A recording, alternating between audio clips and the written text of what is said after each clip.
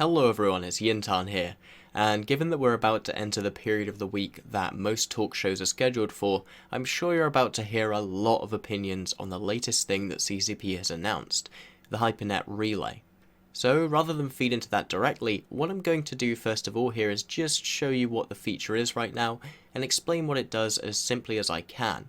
Then I'm going to read the CCP dev blog that introduces the feature officially, and I'll round that up with my own admittedly tepid opinions on the matter, because I feel like I kinda have to. Hopefully doing all this will give you the tools that you need to make up your own opinion, rather than just blindly agreeing with me, so I look forward to seeing some disagreement in the comments and on the Discord. Alright, so first of all, let me just show you where you can find this feature so you can take a look for yourself if you really want to by logging into Singularity. You go into your Neocom, through to your Finance, and there it is, the HyperNet Relay. You can just click that and open it up. I don't think there is a keyboard shortcut yet, but you can just pin it down here if you want to have easy access to it. So immediately after you open this up, you'll be able to see all of the offers in the HyperNet Relay currently, and that actually includes offers that aren't in the region you're currently a part of, which is something that's very different to how the market currently works, as that's region locked. And what this basically means is that you can bid on items no matter where they are in space. However, it's important to note that these items do actually stay in the same location even if you win them, so you can't use them to magically transport items, as I've seen a few people think it could be used for. Anyway, let me just filter down to a small hypernode count lottery and show you what these things are. Effectively, these are just like the old Summer Blink lotteries for people who remember those. You put up an item for sale under a certain amount of tickets, and then people buy all these tickets. Normally it would be obviously individual people and not one person. It would be a ton of different people, so everyone would have a percentage chance of winning. And in this case I'm just buying them all so that I can show you what it looks like when you actually win one of these things, because it goes through this slow process of narrowing it down through your tickets. It's very elaborate, and I'm sure it's going to be very painful if you can't actually skip these, and I can't find a way to do that right now. But as you can see, even if I claim it, it gets delivered to the item hanger in the station where it was originally put up. Alright, so with that out of the way, let's look a little bit about what goes into actually making one of these lotteries. First of all, you just figure out what you want to actually raffle off by looking at your hanger. You drag this to this. As far as I can tell, it can only be a single item, so you can't actually sell off stacks of Plex or anything like that. But with that proviso out the way, there's pretty much no limit as to what you can put in there, and I expect that we'll see AT ships and abyssal modules and other very high ticket items sold through this fashion. Anyway, from this point you can actually sit down and change all the parameters of the lottery that you're trying to set up here. So you can change the number of hypernodes all the way up to 512, and hypernodes basically just means the tickets, at least in this sense. And then you can set the total price to be whatever you want. So say I wanted to sell this for 300 million ISK in total over 500 tickets, it will just calculate that for me, about half a million ISK each. And at the end of it, I'm going to get a profit of 285 million ISK, because there is a 5% sale fee, which means that this is almost always going to be more expensive than a sell order, as whilst that has a base 5% tax as well, that tax is then reduced by skills, and as far as we are aware, there aren't going to be skills to reduce the fees in a HyperNet, or at least I haven't seen any of them on Sissy yet, maybe I'm wrong. But that's not the only way you've taxed, as just above that we have the hypercores, and these, as it says in the description, effectively serve as a broker fee, and these aren't going to be available in the game directly, they're only going to be available through the NES, and what that means is you're going to have to spend Plex in order to buy these, so you're going to have to pay CCP money for the privilege of setting up a lottery inside the game. Right now we don't know how much Plex these are going to cost, but even if we just assume it's like a 1-to-1 Plex to hypercore ratio, it's still looking to be fairly expensive, As you can see here, a 300 million ISK lottery is going to cost you 45 hypercores, and if 45 hypercores cost 45 plex, that's what, like a tenth of a sub, which would be 170 million ISK, something in that range. I'm doing the maths off my head, please don't sue me. And that is, I guess, all speculation. For all we know, CCP could sell them for 1,000 hypercores for 1 plex, and it's a basically negligible fee. We're just going to have to wait and see what price tag CCP wants to put those at to make a reasonable cost estimation as to how much that's going to mean in terms of an ISK overhead of setting up these orders. Given that this is the test server though, I can just spawn as many of these as I want, so we can just go ahead and create this order. And there we go. Now we can take a look at it ourselves. Something that's important to mention is I left it at 512 hypernodes. It's going to take forever to actually complete.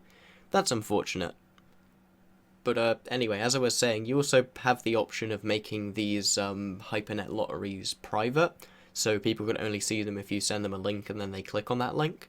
And that is kind of interesting. It allows people to have their intra-community lotteries.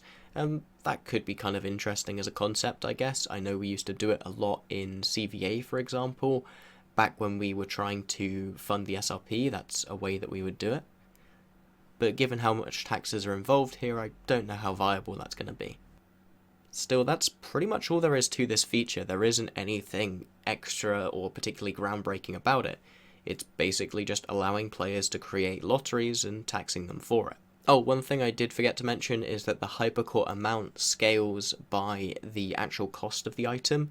So if you're selling something for 2 billion, it's going to use a lot more hypercores than just 45. And if you're selling something for 100 billion ISK, it's going to cost you a ridiculous amount of them. And if you fail to actually finish one of these auctions in time, those hypercores are not refunded. They are kept by CCP. Alright, so that's it, just run through as simply and quickly as I can. Let's take a look at the official announcement that CCP brought to the table when trying to bring this to the greater community. Entrepreneurial Capsuleers. Today there is great excitement in introducing an entertaining new trade network coming to EVE Online called the HyperNet Relay, available for you to try out on the Singularity test server right now. As with shareable bookmarks, a highly requested feature that has now been delivered, the HyperNet Relay aims to answer frequent requests for the return of raffle activities that were once hugely popular in the EVE community. The HyperNet Relay is an enjoyable new method of selling items where almost anything can be traded at any time from anywhere by anyone. Now, how does the HyperNet work? The process begins by buying hypercores from the New Eden store or from the regional market, and the amount required is based on the total value of what the player wants to offer on the HyperNet Relay. The item being offered for trade must be a single item, no stacks, and be located in a normal station, not a player-owned structure. Any item being sold will then be represented as a HyperNet offer. These offers contain a series of hypernodes that can be purchased individually or in bulk. The player will then set the number of corresponding hypernodes that will be made available to interested parties and a price per hypernode. Once all the hypernodes have been sold for any given offer, everyone will see which single hypernode is selected at random and who subsequently receives the item. Even the purchase of hypernodes will be visible to those viewing the HyperNet Relay, creating a social experience that occurs in real time. Any item that a player claims will be placed in their item hanger in the location where the offer was created to be picked up at any time. Increasing trade velocity. As with similar activities in the past, the HyperNet Relay will stimulate the economy of New Eden by increasing the trade velocity of items and thus the redistribution of assets. Items such as unique ships, officer modules, and more will now be able to move through the economy more often, giving more players a chance to own them. In addition, items which are untradeable on the regional market, such as abyssal modules, corpses, and BPCs, will be tradable on the HyperNet Relay. The bottom line. Player agency and the free exchange of items are at the core of EVE's market, which itself is the beating heart of New Eden. The HyperNet Relay is just one more avenue in which players can exercise their freedom in trade while engaging in an entertaining and social activity at the same time. The potential increase in access to coveted items for players through asset redistribution is also a very exciting prospect. Hopefully, with this functionality being regularly requested by pilots, its delivery and use will bring the thrills, the spills, and ultimately the spoils.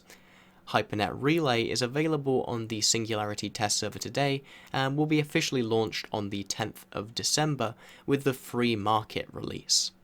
Please visit the official thread on EVE Online forums to share your thoughts and provide feedback to the development team. And that ends the dev blog. So that, I suppose, brings it all back to me and my opinions, and unfortunately, I, as usual, don't really have a particularly hot take on this topic. This isn't something I'm particularly excited about, but it's also not something that I'm, particularly angry about. It's not something that makes me froth at the mouth with moralistic rage, in the same way it seems to have made a couple of other people, and it's definitely not something that I'm going to quit the game over at the end of the day. Which I think is kind of the most important metric for how good or bad something is. To me, it kind of feels like CCP took the same layer of obfuscation that they did with skills trading, just applied it to the loot box concept. So, much as SP trading was CCP's way around saying that they wouldn't ever sell SP by not directly selling us SP, but selling us a way to trade it amongst ourselves, and I was for that at the time, and I remain for that to some degree, but it was a way for them to monetize the SP system of the game nonetheless. This feels to me like CCP is basically just outsourcing the creation of loot boxes to their players by giving everyone the tools to do it and profiting off of every loot box set up, but that's pretty much it. They're not actively creating them themselves. But you know what? We've kind of been down this path for a while, and I don't feel like there's much point in fighting it. I feel like we're always going to get some more monetization efforts from CCP.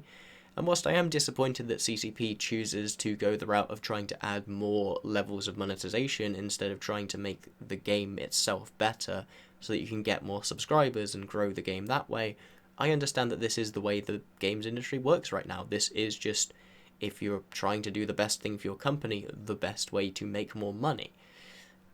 EVE does not exist in a vacuum. It's not some magical work of art. It does have to obey real-world forces to some degree, and this is just a symptom of that, sadly.